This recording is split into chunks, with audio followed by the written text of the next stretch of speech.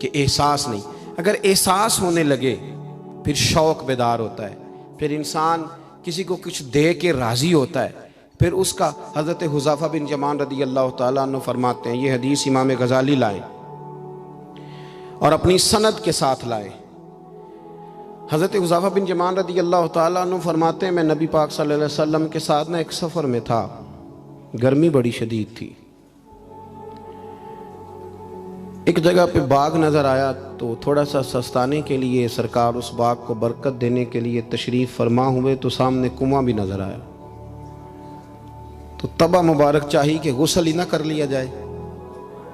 کہتے ہیں حضور سید عالم علیہ السلام کنویں کے قریب چلے گئے غسل فرمانے کے لیے، تو کپڑوں سمیت سرکار غسل فرما رہے تھے، پھر بھی مجھے فرمایا کہ ذرا چادر تان کے نہیں کھڑے ہو جاتے؟ یہ نا زیادہ شرم والا ہوتا ہے کھلا لباس، اس میں زیادہ احساس ہوتا ہے۔ یہ گرمیاں آتی ہیں نا تو سمجھدار آدمی بھی خالی بنیان میں گھومنے لگتا ہے، سیاںا بندہ بھی اچھا نہیں لگتا، تہذیب کے مطابق نہیں۔ ہماری وزاداری جو ہوتی ہے وہ باہر نہیں، گھر کے اندر بھی ضروری ہوتی، بیٹیاں ہیں، بہنیں ہیں، گھر کے اندر بڑا اچھا رویہ انسان کا ہو تاکہ خوبصورتیاں اور خوشبوئیں بکھریں۔ کپڑوں سمیت غسل فرما رہے ہیں، اور حضرت حذیفہ بن یمان کہتے ہیں میں چادر تان کے کھڑا ہو گیا، سرکار تھوڑے سے غسل کے بعد فرمانے لگے، حذیفہ گرمی بڑی تھی، نہانے میں بڑی لذت آ رہی ہے، تو میں تھوڑا اور نہ نہاؤں؟ تو میں نے کہا حضور میری تو نوکری قبول ہو رہی ہے، میرے لیے تو سعادتیں۔ کہتے ہیں سرکار نے تھوڑا غسل کیا، اب حضور بس کرنے لگے تو میں نے عرض کی، میں نے کہا یا رسول اللہ میری خواہش ہے کہ تھوڑا اور غسل فرمائیں۔ سرکار نے تھوڑا اور غسل کیا، میں نے کہا حضور اور کریں۔ کچھ دیر حضور غسل کرتے رہے، تکمیل غسل پر میں بڑا راضی تھا، کلیجہ بڑا ٹھنڈا تھا کہ آج میری خدمت قبول ہوئی، آج مجھے حصے میں یہ سعادت آئی۔ کہتے ہیں جب میں فارغ ہوا نا تو حضور فرمانے لگے چل اب تو بھی غسل کر،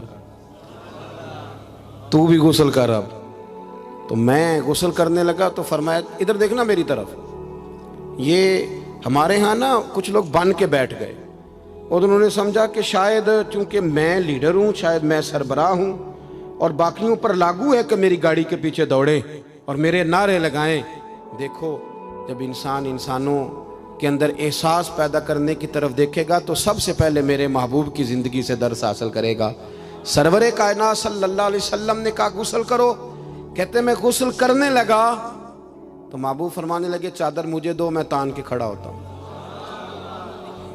کہتے ہیں میرے تو پیروں تلے زمین نکل گئی۔ میں نے کہا یا رسول اللہ صلی اللہ علیہ وسلم مہربانی فرمائیں آپ یہ نہ کریں۔ تو حضور نے فرمایا تو نے کیا ہے نا تو میں کیوں نہ کروں؟ کہتے ہیں اب حضور نے حکم دیا تو میں نے چادر سرکار کو پیش کر دی، حضور تان کے کھڑے ہو گئے تو میں جلدی سے غسل کر کے فارغ ہو گیا۔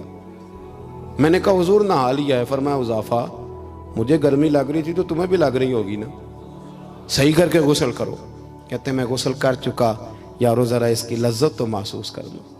کوئی حرج نہیں یار، اگر کوئی کام ہمیں کبھی اپنے ہاتھ سے کرنا پڑ جائے کوئی مسئلہ نہیں۔ اگر آسمانوں پہ چلو گے تو زمین والوں سے پیار نہیں بڑھے گا، اور اگر زمین والوں کے بیچ رہو گے پیار کرو گے تو محبتیں بڑھیں گی۔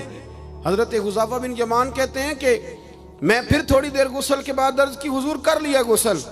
تو کہتے ہیں اب سرکار نے میری طرف غور سے دیکھ کر فرمایا حذیفہ دو حرفی بات ہے، جتنی دیر میں نے غسل کیا تم بھی اتنی دیر ہی کرو گے، اور کرو گے تو بات ختم ہوگی ورنہ یہ بات ختم نہیں ہوگی۔ حضرت حذیفہ بن یمان فرماتے میں نہا بھی رہا تھا اور مدینے والے رسول پہ درود و سلام بھی پیش کر رہا تھا۔ دیکھو اگر یہ شدت آئے نا، دیکھیں میں اکثر دوستوں سے کہا کرتا ہوں کہ میرے جیسے آدمی کو نا بن جاتی ہے عادت سٹیج پہ بیٹھنے کی، آپ یقین کریں بن گئی ہے، مثال نہیں دے رہا، صحیح کہہ رہا ہوں۔ اب کئی دفعہ ایسے ہوتا ہے کہ بہت ساری محافل میں نا چاہیے نا بندہ پیچھے بیٹھ جائے، لیکن وہ ایسی جو نجی جو اساتذہ کی ہیں، جو بزرگوں کی ہیں، جن میں بڑے بیٹھے، ان میں بھی کئی دفعہ شک ہونے لگتا ہے کہ آگے ہی جانا ہے، حالانکہ نہیں جانا۔ اور کئی ایسے چودھری صاحب، پیر صاحب، صوفی صاحب ہوتے ہیں جو گردن اٹھا اٹھا کے نقیب محفل کو دکھاتے ہیں کہ میں آ گیا ہوں، کر لے اعلان کسی طریقے سے، پھر آپ تنگ ہوتے ہیں۔ پھر دیکھیں نا اس محفل کا بھلا مہمان خصوصی میں تو نہیں، اس میں محفل کے تو مہمان خصوصی وہ ہیں جنہوں نے یہاں جھاڑو دیا ہے، جنہوں نے لوگوں کو دعوت دی ہے، اور جو بیٹھ کے دائیں بائیں دیکھ کے بڑے راضی ہو رہے ہیں دل ہی دل میں کہ دیکھا ہماری محفل کتنی کامیاب ہوئی۔ ذوق پیدا ہو رہا ہے، شوق پیدا ہو رہا ہے۔ ہم اگر احساس کرنے لگیں، تھوڑا سا بیچ رہنے لگیں لوگوں کے، حسن پیدا ہوگا، پیار بڑھے گا، بھائی کے ساتھ رشتہ مضبوط ہوگا، دوستوں کے ساتھ تعلق مضبوط ہوگا۔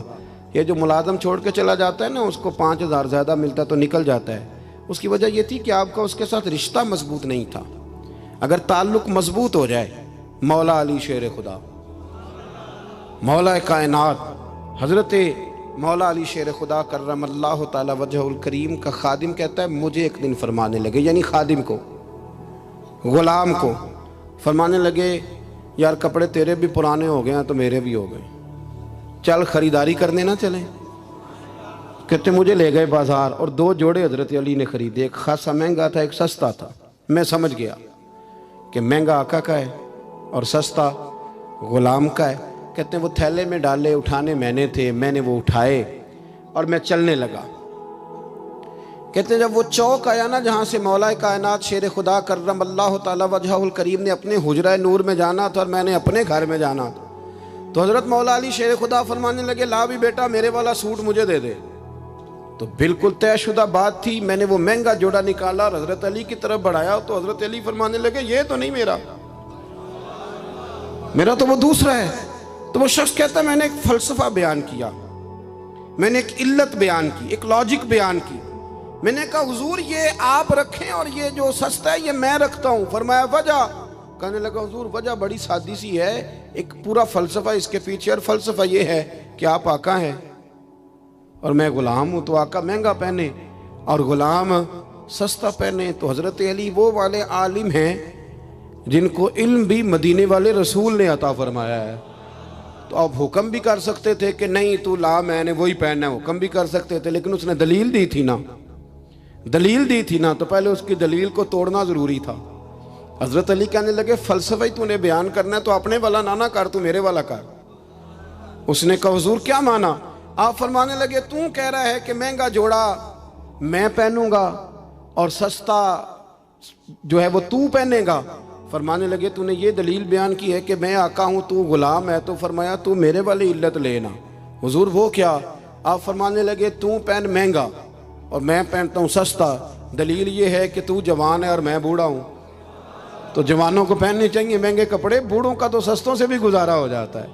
تو وہ خادم کہتا ہے میں لاجواب ہو گیا، اور پھر وہ قیمتی جوڑا مجھے دے گئے اور سستا جوڑا وہ لے گئے۔ کہتے ہیں شیر خدا تو چلے گئے، لیکن ساری زندگی میں سوچتا رہا کہ کائنات میں دوبارہ ایسے لوگ دنیا میں آئیں گے صحیح، یہ ملیں گے صحیح۔ احساس کی جب شدت ہوتی، اب یقین کریں اس ملک کے اندر 2 چیزیں اتنی شدت سے عام ہوئی ہیں، اتنی شدت سے، ایک پروٹوکول، ایک VIP کلچر۔ ان دونوں چیزوں نے بہت سارے لوگوں کو پیچھے کر دیا۔ اب تو بہت سارے غریب ایسے ہیں جو بیچارے قریب ہی نہیں آتے، وہ کہتے ہیں نہیں میرے والا کام ہی نہیں، وہ پیچھے، وہ شہرت سے بچنے والا پیچھے رہتا ہے، اور میرا جی چاہتا ہے ساری غزلیں اس ظالم کے نام کریں۔ کچھ لوگ بیچارے بالکل پیچھے ہو گئے، مایوس ہو گئے۔ وہ کبھی حکومت بدلتی ہے تو ان سے کہا جائے نا حکومت بدل گئی ہے، تو وہ 2 حرفی بات کرتے ہیں، کہتے ہیں جو مرضی آ جائے ہم نے تو محنت کر کے کھانا ہے، صبح کام پہ جائیں گے تو شام کو روٹی کھائیں گے۔ وہ بہت سارے نظام سے دیکھیں نا، یہ سیاسی تبصرے وہ بندہ کرتا ہے جو روٹی پیٹ بھر کے کھاتا ہے، اور جس بیچارے کو پتہ ہے نا کہ جو گھی صبح لایا تھا وہ ختم ہو گیا ہے، اور صبح بچوں نے ناشتے کے لیے جب پراٹھے مانگنے ہیں تو گھی کوئی نہیں، تو وہ پھر سیاسی تبصرے نہیں کرتا، وہ تو تکلیف میں۔ اللہ کے محبوب صلی اللہ علیہ وسلم نے نا احساس کی دولت تقسیم کی تھی۔ مسند امام احمد بن حنبل میں حدیث ہے، حضرت بلال حبشی رضی اللہ تعالیٰ عنہ فرماتے ہیں میں نے عصر کی نماز کی اقامت پڑھ دی تھی، ایک بدو آیا، ایک یہودی کا غلام، کہنے لگا یا رسول اللہ صلی اللہ علیہ وسلم میں بڑی مشکل میں ہوں، اگر آپ میرے ساتھ چلیں، میرا چھوٹا سا کام کر دیں تو میری وہ مشکل آسان ہو جائے گی۔ سیدنا بلال حبشی فرماتے ہیں نبی کریم نے نمازیوں سے فرمایا اقامت ہو چکی تھی، فرمایا تم بیٹھ جاؤ، میں ذرا اس بدو کا کام کر کے آتا، تم ذرا بیٹھو۔ میں صرف اشارے کرتا ہوں، آپ کو ملے گا کہ حضرت جابر ابن عبداللہ کا قرضہ اتارنا تھا تو سرکار کھیت تک گئے اور باقاعدہ سفارش کی ان کی۔ اب تو لوگ کہتے ہیں نا جب تک وہ خدمت کر رہا ہے تو تب تک وہ خدمت گزار ہے، کہیں الجھ جائے تو کہتے ہیں اس کا ذاتی مسئلہ ہے، اور میں ذاتی معاملات میں مداخلت نہیں کرتا۔ تو میاں جب آپ کے پاس تھا، آپ کا ورکر تھا، تب ذاتی مسئلہ کیوں نہیں تھا؟ اب وہ الجھ گیا ہے تو ذاتی مسئلہ ہے۔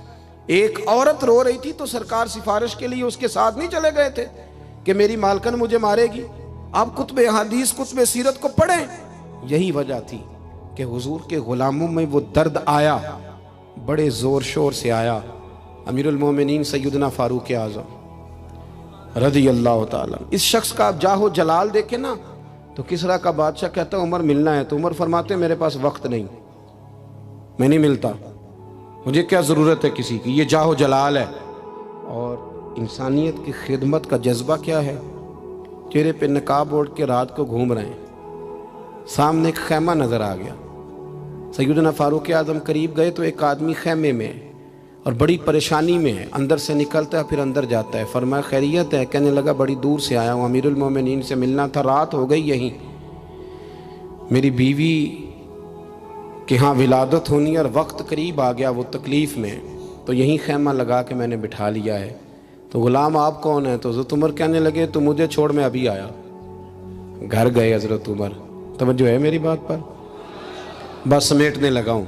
گھر گئے اور خاتون اول سے کہا، ملکہ سے کہا، اپنی اہلیہ سے فرمایا، فرمانے لگے کوئی نیکی کمانے کا ارادہ ہے؟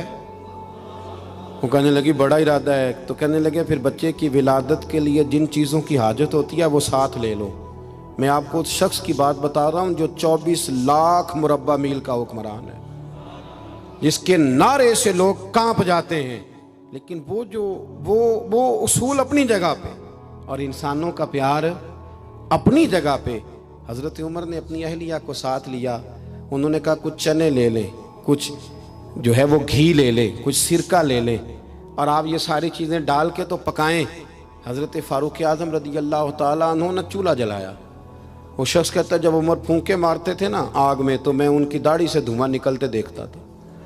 حضرت عمر نے چولہا جلایا، اوپر کھانا رکھا، وہ جو کہا تھا وہ آپ کی اہلیہ اندر چلی گئی خاتون کے پاس۔ وہ شخص کہتا ہے میں نے 2-3 دفعہ حضرت عمر کو کام بتایا تو میں نے سمجھا کوئی غلام ہے، امیر المومنین نے ڈیوٹی لگائی ہے کہ رات کو مسافروں کا خیال رکھنا، تو میں انہیں کہتا غلام ادھر آ پانی لے کے آ، تو عمر دوڑے جاتے۔ وہ ڈیوٹی کرتے رہے۔ جب بچے کی ولادت ہو گئی تو اندر سے جناب عمر کی اہلیہ بولی، کہنے لگی امیر المومنین مبارک ہو، اللہ نے آپ کے دوست کو بیٹا دیا ہے۔ وہ شخص کہتا ہے میرے ہاتھ میں پیالہ تھا، دھڑام سے گرا، میں نے تو عمر کا جلال سنا ہوا، میں نے کہا آپ امیر المومنین ہیں، آپ عمر ہیں، آپ کیا خیال ہے آپ کا لوگ باتوں سے بڑے ہوتے ہیں؟ کردار انسان کو بڑا کرتا ہے، کردار اسے زندہ رکھتا ہے، کردار اسے جینے کا ڈھب اور حوصلہ دیتا ہے۔ حضرت فاروق اعظم سے کہنے لگے آپ عمر ہیں؟ جناب فاروق اعظم کہنے لگے ہاں میں عمر ہوں، تمہیں ضرورت کی ساری چیزیں میں نے دے دی ہیں، باقی صبح آنا اور جس کام تم آئے ہو وہ بھی کیا جائے گا۔ اس نے پیر پکڑ لیے، امیر المومنین مجھ سے غلطی ہو گئی۔ فرمایا اٹھ میرے سینے سے لگ، تجھ سے غلطی نہیں ہوئی، تیری وجہ سے اللہ نے مجھے نیکی کمانے کی توفیق عطا کر دی ہے۔ اپنی زندگی میں 3-4 چیزوں کا خاص خیال کریں، عقائد مضبوط رکھیں۔ ہمارے اندر کو آ جاتی ہیں نا کمزوریاں، انسان ہیں، ان کو دور کرنے کے لیے احساس پیدا کریں۔ تیسری بات یہ کہ ایک دوسرے کا دیکھیں نا، اگر میرا نالائق بچہ نہیں پڑھتا تو سارے پیسے اس پر خرچ کرنے کی کیا ضرورت ہے؟ میری بہن کا بچہ جو لائق ہے تو اس پر کیوں نہ پیسے خرچ کر دیے جائیں، ایک لائق آدمی تیار کر لیا جائے۔ احساس پیدا کریں گے، تھوڑا تھوڑا آگے بڑھیں گے تو آپ دیکھیں گے معاشرے کے اندر کس تیزی کے ساتھ لوگوں کے مسائل میں کمی آتی ہے اور خیر تقسیم ہوتی ہے۔ میں دعا کرتا ہوں جو میں نے کہا میرا مالک اسے قبول فرمائے۔ گفتگو کے دوران عمدن سہون جہاں بھول گئے اللہ ہم سے درگزر فرمائے۔ مسلسل سفر کرتے رہتے ہیں تو پھر یہ ہے کہ سفر ہی چلتا رہتا ہے۔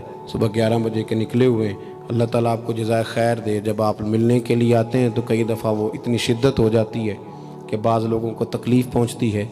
اسی پر انشاءاللہ اجازت لیں گے، اللہ نے موقع دیا، پھر ملاقات ہوگی۔ آخر دعوانا ان الحمدللہ رب العالمین۔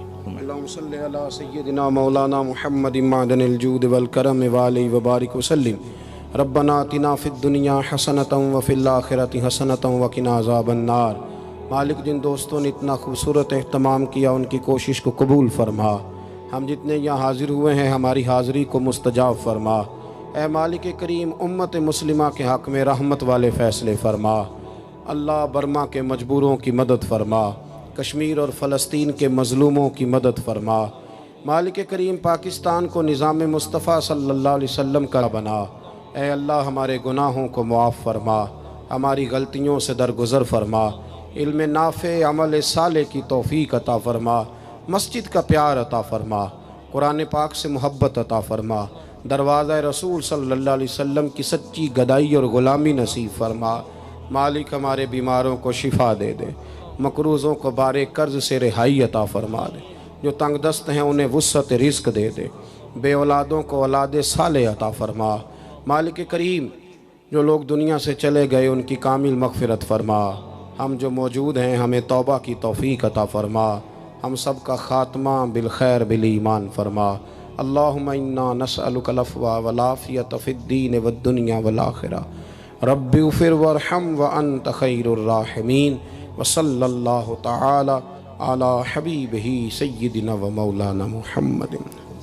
آج اس محفل کی آڈیو ریکارڈنگ کے لیے قادری ساؤنڈ سسٹم